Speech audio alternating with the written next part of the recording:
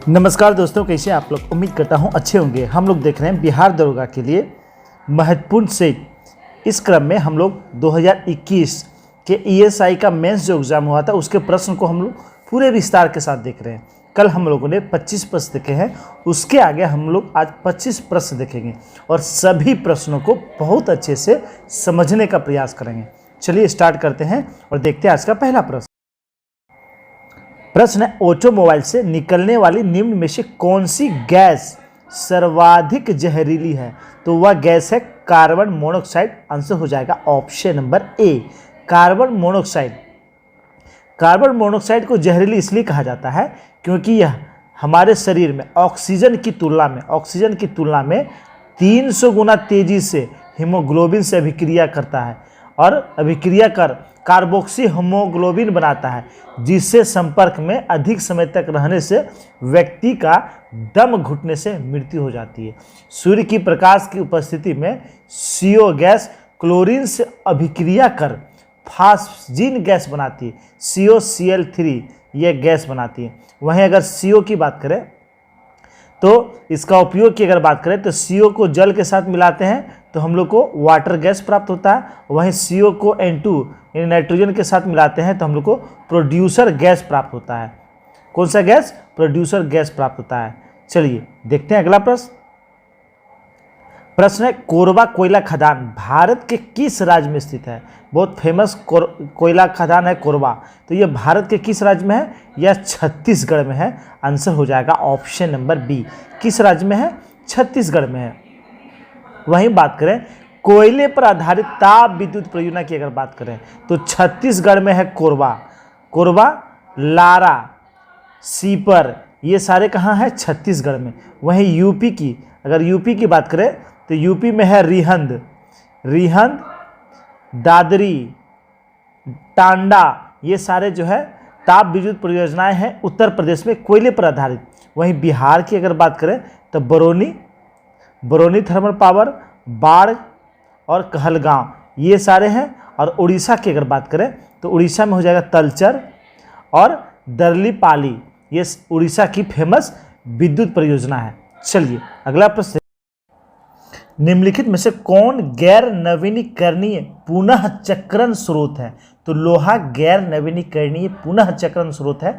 Answer हो जाएगा option number B. अच्छा, जिन संसाधनों को एक बार उपयोग करने के बाद पुनः उपयोग या उसे नहीं बदला जा सकता उसे गैर नवीनीकरणीय संसाधन कहते हैं। गैर नवीनीकरणीय संसाधन कहते हैं।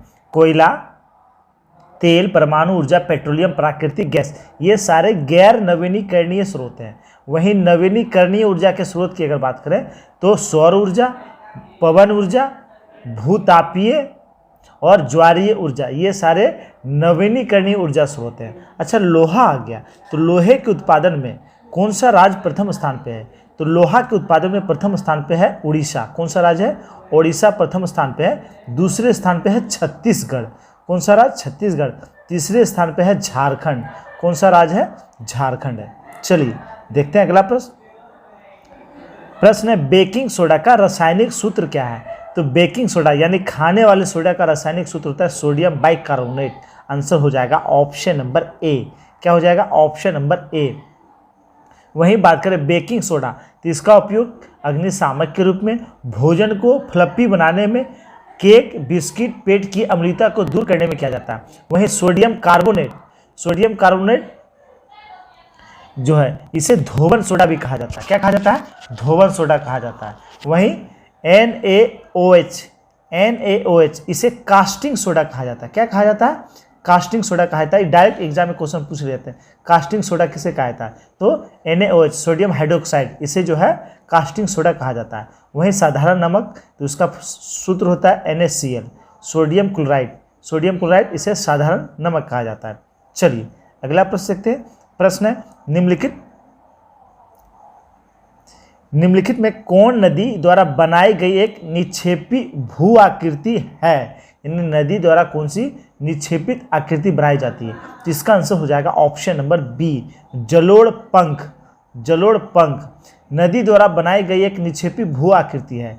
नदी जब पर्वतीय क्षेत्र से मैदान में प्रवेश करते हैं पर्वतीय क्षेत्र से नदी जब मैदान में प्रवेश करती है तो वह नीचे उतरती है, तो नीचे के ढाल एकाएक मंद हो जाता है। ये ढाल जो है एकाएक क्या होता है, मंद हो जाता है, यानी कम हो जाता है, जिसके कारण नदी अपने साथ प्रवाहित बड़े बड़े बालू, कंकड़, पत्थर आदि को पर्वत पाद पर निक्षेपित कर जमा करने लगती है। यहाँ जो है जमा करने लगती है, जिसे जलोढ़ पंख या शंकु कहते हैं, जलोढ़ शंकु कहते हैं। चलिए देखते हैं अगला। कोरापुट निम्नलिखित में से किसके लिए प्रसिद्ध है? तो कोरापुट बॉक्साइट के लिए प्रसिद्ध है। आंसर हो जाएगा ऑप्शन नंबर ए, बॉक्साइट। यह जो है अल्युमिनियम का यश है। किसका यश है? अल्युमिनियम का। उड़ीसा का कालाहांडी, उड़ीसा में कालाहांडी और कोरापुट ये जो क्षेत्र है यह बॉक्साइट के लिए प्रसिद्ध है। वहीं झारखंड का लोहरदगा और पलामू जिला उच्च कोटि के बॉक्साइट के लिए प्रसिद्ध है। अच्छा, वहीं अल्युमिनियम की बात आई तो भारत में प्रथम अल्युमिनियम कारखाना 1937 ईस्वी में आसनसोल के निकट जेके नगर में स्थापित किया गया था, जबकि 1938 ईस्वी में इंडियन एल्युमिनियम कंपनी के अंतर्गत मूरी जो झारखंड में है, अलवाई केरल में है, बेलूर पश्चिम बंगाल में है और हीराकुंड उड़ीसा में है, वहाँ संयंत्र स्थापित किए गए थे। अमेरिका के सहयोग से हिंदुस्तान एल्युमिनियम कॉरपोरेशन, जिसे हिंडाल्को कहते हैं, उसकी स्थापना किया गया था रेनीकूट में। इससे भी डायरेक्ट क्वेश्चन आते हैं। हिंडाल्को किसके सहयोग से? अमेरिका के सहयोग से। वहीं इटली के सहयोग से माल्को, इटली के सहयोग से माल्को की स्थापना किया गया था, इटली के सहयोग से। वहीं बात करें सोवियत संघ के सहयोग से छत्तीसगढ़ में, जो छत्तीसगढ़ का जो कोरबा है वहाँ स्थापित किया गया था 1965 ईस्वी में। चलिए देखते हैं अगला प्रश्न। प्रश्न है, पश्चिमी विक्षोभ भारत में प्रवेश करने से पहले किस समुद्र तट से नमी प्राप्त करता है? ये क्वेश्चन 2020 में भी आया हुआ था। तो कहाँ से नमी प्राप्त करता है? तो इसका आंसर हो जाएगा ऑप्शन नंबर सी, कैस्पियन सागर से। कहाँ से? कैस्पियन सागर से। पश्चिमी विक्षोभ भारत में प्रवेश करने से पहले पश्चिमी सागर से नमी प्राप्त करता है। पश्चिमी विक्षोभ भूमध्य सागरीय क्षेत्र में उत्पन्न होता है। कहाँ? भूमध्य सागरीय क्षेत्र से उत्पन्न होता है, जो प्रायद्वीपीय, जो भारतीय उपमहाद्वीप के उत्तर पश्चिम जो भाग है, उत्तर पश्चिम यानी राजस्थान पंजाब वाला जो भाग है, वहाँ अचानक जाड़े के मौसम में यह बारिश कराता है। जब पश्चिमी विक्षोभ हिमालय की ओर बढ़ता है तो इनकी नमी बारिश और बर्फ के रूप में बदल जाती है। यह जाड़े में वर्षा रबी फसलों के लिए बहुत ही लाभदायक होता है। चलिए अगला प्रश्न देखते हैं। प्रश्न है, सादिकपुर सिनौली निम्नलिखित में से कहाँ है? तो सादिकपुर सिनौली यह कहाँ है? तो यह है उत्तर प्रदेश में। आंसर हो जाएगा ऑप्शन नंबर ए। कहाँ है? उत्तर प्रदेश में। यह स्थान उत्तर प्रदेश के बागपत जिले में स्थित है। यूपी के बागपत जिले में यह स्थित है, बागपत जिले में। यह पुरास्थल का उत्खनन भारतीय पुरातात्विक सर्वेक्षण विभाग द्वारा 2005 ईस्वी में करवाया गया था। यह महाभारत कालीन स्थल है। यह जो है महाभारत कालीन स्थल है। इसके उत्खनन से रथ, महिला कंकाल, धनुष, शाही ताबूत, सिंधु सभ्यता कालीन कब्रों का यहाँ से प्रमाण मिला है। यहाँ से लगभग 177 मानव कंकाल के भी प्रमाण मिले हैं। सिनौली गांव सिंधु घाटी सभ्यता स्थानों की सूची में सबसे नवीनतम स्थान है। चलिए अगला प्रश्न देखते हैं। प्रश्न है, यीस्ट का उपयोग सबसे ज़्यादा किस में होता है? तो यीस्ट का सबसे ज़्यादा उपयोग होता है इथाइल अल्कोहल में। आंसर हो जाएगा ऑप्शन नंबर ए। ऑप्शन के अनुसार सबसे अधिक होता है इथाइल अल्कोहल। इथाइल अल्कोहल इसका सूत्र होता है C2H5OH। C2H5OH इसे क्या करता है? ग्रीन अल्कोहल भी कहा जाता है। इथाइल अल्कोहल को ग्रीन अल्कोहल भी कहते हैं। इथाइल अल्कोहल का जो निर्माण होता है स्टार्च युक्त खाद्य पदार्थों के किण्वन द्वारा होता है। शराब निर्माण में अल्कोहल का उपयोग किया जाता है। 100% इथाइल अल्कोहल युक्त अल्कोहल को परिशुद्ध अल्कोहल कहते हैं। पावर पेट्रोल में 95% पेट्रोलियम तथा 5% इथाइल अल्कोहल होता है। शराब और शराब बनाने वाले सभी विषयों के अध्ययन को क्या कहा जाता है? तो शराब और शराब बनाने वाले सभी विषयों के अध्ययन को ओनोलॉजी कहा जाता है। इसे भी आप लोग ध्यान रखेंगे। क्या कहा जाता है? ओनोलॉजी कहा जाता है। चलिए अगला प्रश्न देखते हैं। प्रश्न है, जठर रस का पीएच मान कितना होता है? तो जठर रस का पीएच मान 2 होता है। कितना होता है? 2 होता है। आंसर हो जाएगा ऑप्शन नंबर ए। आमाशय की दीवार में पाए जाने वाली जठर ग्रंथि के ऑक्जेंटिक सेल से जठर रस का स्रावन होता है। जठर रस के स्राव की मात्रा 1.5 से 2 लीटर प्रतिदिन होता है। 1.5 से 2 लीटर प्रतिदिन होता है। और इसका पीएच मान 1.5 से लेकर 2.5 यानी 1.5 से लेकर 2.5 तक होता है, जो अम्लीय होता है। कैसा होता है? अम्लीय होता है। जठर रस से निम्नलिखित पदार्थ, जठर रस में क्या क्या होते हैं? तो जठर रस में होते हैं पेप्सिन एंजाइम, रेनिन एंजाइम। वहीं प्रोटीन का पाचन अगर पूछा जाए सबसे पहले कहाँ से प्रारंभ होता है, तो आमाशय से प्रारंभ होता है। कल के क्वेश्चन में भी हम लोगों ने देखा है। कहाँ से? आमाशय से प्रारंभ होता है। चलिए अगला प्रश्न देखते हैं। प्रश्न है, सफ़ेद फास्फोरस का आकार होता है। तो सफ़ेद फास्फोरस का आकार होता है चतुष्फलकीय। आंसर हो जाएगा ऑप्शन नंबर बी। कैसा होता है? चतुष्फलकीय होता है। इसका जो श्वेत या पीला फास्फोरस, इसका सूत्र होता है P4। क्या होता है? P4, जिसकी संरचना चतुष्फलकीय होता है। यह अति ज्वलनशील होता है। यह 35 डिग्री सेल्सियस पर इसमें आग पकड़ लेता है। ज्वलनशील गुण के कारण ही इसे जो है श्वेत फास्फोरस को किस में रखा जाता है? जल में रखा जाता है। किस में रखा जाता है? जल में रखा जाता है। इसका उपयोग जो होता है पटाखा बनाने में, धूम्रपान, बम और बहुत सारे दवाइयों के निर्माण में इसका प्रयोग किया जाता है। वहीं लाल फास्फोरस, इसका उपयोग माचिस की तिल्लियों में किया जाता है। चलिए अगला प्रश्न देखते हैं। चावल की खेती के लिए उपयुक्त जलवायु कौन सी है? तो चावल की खेती के लिए उपयुक्त जलवायु होती है उष्णकटिबंधीय। आंसर हो जाएगा ऑप्शन नंबर बी। कैसी जलवायु चाहिए? उष्णकटिबंधीय जलवायु सबसे उपयुक्त जलवायु होती है। वहीं चावल की फसल हेतु भूमि समतल होनी चाहिए, तापमान 20 से 30 डिग्री सेल्सियस तक होनी चाहिए और वर्षा 100 से 150 सेंटीमीटर होनी चाहिए। चावल भारत की प्रथम और विश्व की दूसरी सबसे प्रमुख खाद्यान्न फसल है। विश्व के धान का कटोरा किसे कहा जाता है? थाईलैंड को कहा जाता है। किसे? थाईलैंड को कहा जाता है। भारत में धान का कटोरा छत्तीसगढ़ को कहा जाता है, छत्तीसगढ़ राज्य को। और क्षेत्र की अगर बात करें तो कृष्णा गोदावरी डेल्टा, कृष्णा गोदावरी डेल्टा। वहीं बिहार के धान का कटोरा रोहतास को कहा जाता है। किसे कहा जाता है? रोहतास को कहा जाता है। चलिए अगला प्रश्न देखते हैं।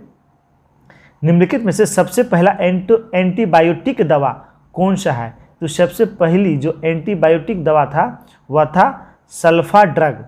कौन सा? Sulpha drug. आंसर हो जाएगा ऑप्शन नंबर ए।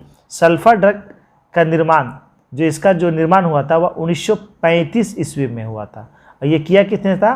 तो गरहार्ड डोमडग ने किया था। गरहार्ड डोमडग ने किया था।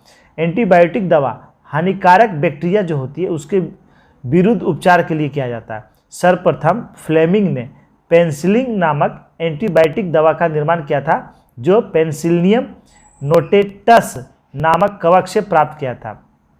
वहीं बात करें टेट्रासाइक्लिन एंटीबायोटिक का निर्माण 1948 में किया गया था। 1948 में किया गया था। चलिए अगला प्रश्न देखते हैं। निम्नलिखित में से कौन सबसे अधिक प्रत्यास्थ यानी इलास्टिसिटी या लचीला है? तो सबसे अधिक जो है इलास्टिसिटी होता है किसमें? स्टील में। आंसर हो जाएगा ऑप्शन नंबर ए।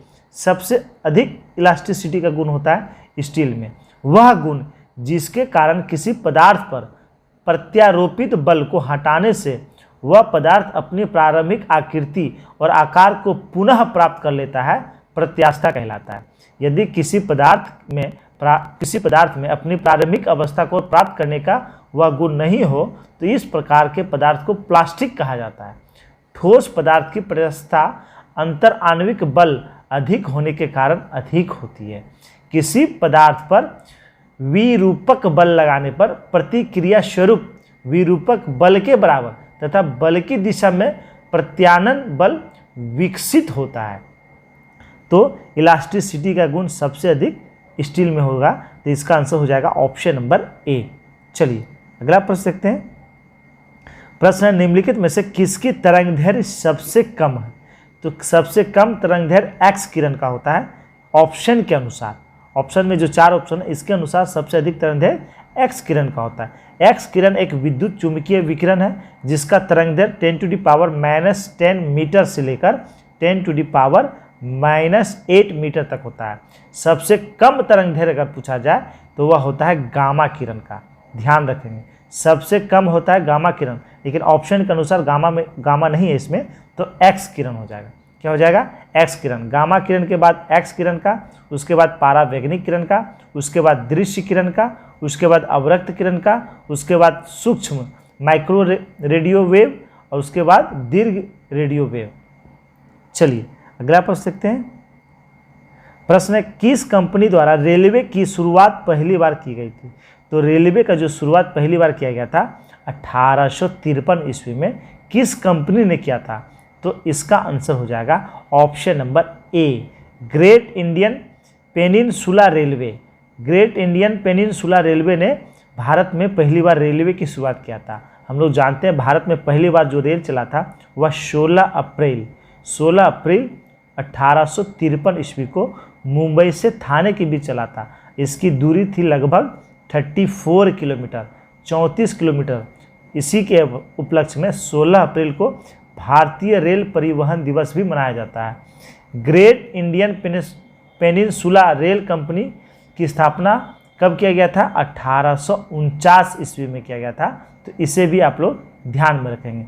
भारत में दूसरी जो ट्रेन चली थी वह 15 अगस्त 1854 ईस्वी को कोलकाता में जो हावड़ा है, हावड़ा से हुगली के बीच चली थी। हावड़ा से हुगली के बीच चली थी, इसे भी आप लोग ध्यान में रखेंगे। चलिए अगला प्रश्न है, सरकार के वित्तीय खर्च पर अंतिम टिप्पणी कौन करता है? तो सरकार के वित्तीय खर्च पर अंतिम टिप्पणी कैग करता है, यानी नियंत्रण एवं महालेखा परीक्षक। आंसर हो जाएगा option number C. Option number C कौन करता है? नियंत्रण एवं महालेखा परीक्षक। वित्त मंत्रालय के व्यय विभाग में महालेखा नियंत्रक भारत सरकार के प्रधान लेखा सलाहकार के रूप में काम करती है। अनुच्छेद 150 के अनुसार वार्षिक विनियोजन लेखा और केंद्रीय वित्त लेखा भारत के नियंत्रण एवं महालेखा परीक्षक की सलाह पर संसद में प्रस्तुत किए जाते हैं। वहीं कैग की चर्चा, CAGS की चर्चा अनुच्छेद 148 में है। अनुच्छेद 148 के तहत जो है नियंत्रक एवं महालेखा परीक्षक की नियुक्ति की जाती है। चलिए देखते हैं अगला प्रश्न। प्रश्न है, संविधान की कौन सी विशेषता वास्तविक रूप में संघात्मक नहीं है? तो वास्तविक रूप में संघात्मक नहीं है, यह विशेषता है एकीकृत न्यायपालिका। आंसर हो जाएगा ऑप्शन नंबर डी। भारतीय संविधान में संघीय प्रणाली को कनाडा के संविधान से लिया गया। किसके संविधान से? तो कनाडा के संविधान से लिया गया है। शक्तियों का विभाजन, संविधान की सर्वोच्चता, संविधान की कठोरता, लिखित संविधान, द्विसदनात्मक संसदीय व्यवस्था और स्वतंत्र न्यायपालिका प्रमुख संघीय लक्षण है, जबकि एकीकृत न्यायपालिका यह जो है संघात्मक लक्षण नहीं है। तो इसका आंसर हो जाएगा ऑप्शन नंबर डी। चलिए अगला प्रश्न देखते हैं। प्रश्न है, किस संविधान संशोधन के तहत राष्ट्रपति को मंत्रिमंडल की राय को मानने के लिए बाध्य किया गया? तो यह संविधान संशोधन था 42वां संविधान संशोधन। आंसर हो जाएगा ऑप्शन नंबर ए। 42वां संविधान संशोधन के तहत राष्ट्रपति को मंत्रिमंडल की राय मानने के लिए बाध्य किया गया था। इस संशोधन अधिनियम द्वारा प्रस्तावना में, इसी के तहत प्रस्तावना में 3 शब्द जोड़े गए थे, समाजवादी, पंथ निरपेक्ष और अखंडता। ये 3 शब्द जोड़े गए थे 42वें संविधान संशोधन के तहत। इसी के तहत भारतीय संविधान में मौलिक कर्तव्य जोड़े गए थे। मौलिक कर्तव्य जोड़े गए थे स्वर्ण सिंह समिति के सिफारिश पर। वहीं 44वां जो संविधान संशोधन हुआ था 1978 ईस्वी में हुआ था। 1978 ईस्वी में हुआ था और इसके तहत राष्ट्रपति को मंत्रिमंडल की राय मानने के लिए बाध्य करने वाले जो संशोधन हुआ था उसे जो है निरस्त कर दिया गया। 42वां में उसे जो है संशोधित करके वाद्य के लिए जो मैंने राय मानने के लिए वाद्य किया गया था, जबकि 44वां जो हुआ था उसमें यह जो है अधिनियम को निरस्त कर दिया। वहीं 44वें संविधान संशोधन के तहत ही जो मौलिक अधिकार थे उससे संपत्ति के अधिकार को हटा दिया गया और उसे कानूनी अधिकार बना दिया गया अनुच्छेद 300 के क में डालकर। चलिए अगला प्रश्न देखते हैं। प्रश्न है लोरिया अरेराज क्या है?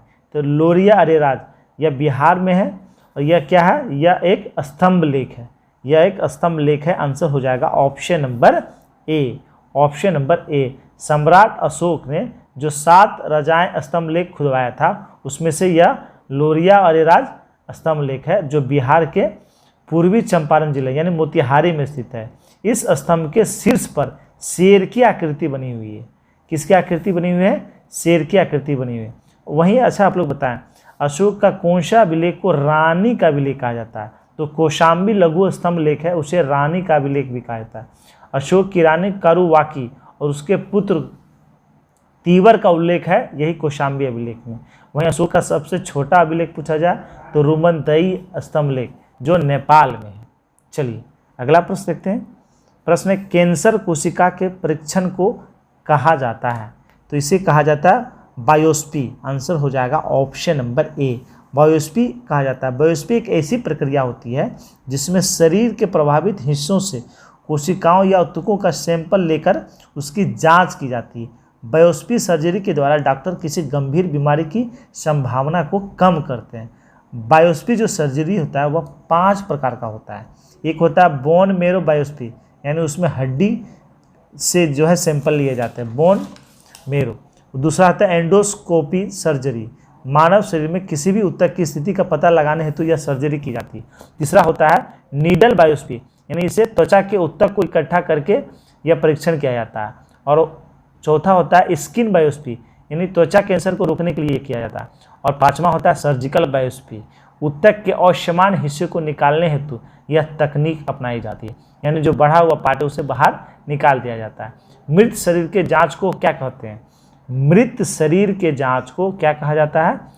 ओटोस्पी कहा जाता है, ओटोप्सी कहा जाता है। क्या कहा जाता है? ओटोप्सी कहा जाता है।